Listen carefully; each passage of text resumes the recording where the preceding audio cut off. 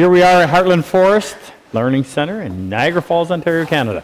We are at the tail end of our second week-long workshop. It's a part of our Purple Heart project where we bring wounded, disabled veterans into a class, 5-day class, 12 hours each day, learning hand tool skills.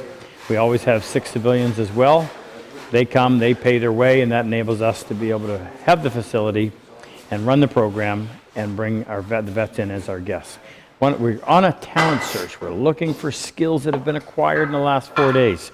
So I asked in advance, I said, who has found something really good that's made a huge difference in the way they're going to woodwork? So I'm going to introduce you to Peter.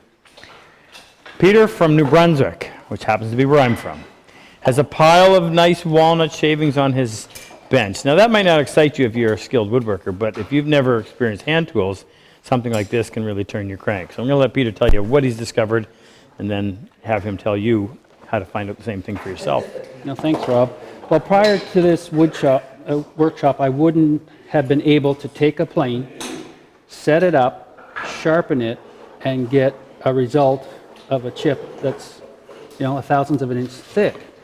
Also, prior to this, I've done a lot of carpentry, and my benchmark was a 16th, maybe a 32nd inch in tolerance. Well, thanks, Rob. Now I have to work to thousandth of an inch tolerance. So it's going to make me a lot more fussy in all my woodworking that I'm doing.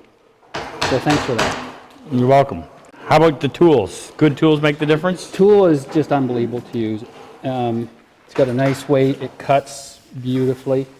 But again, if you don't know how to sharpen it and keep that edge, then what's the point of having it? Right. So the first skill is to sharpen, which we've learned, and now I feel comfortable enough I can do it on my own and maintain that quality.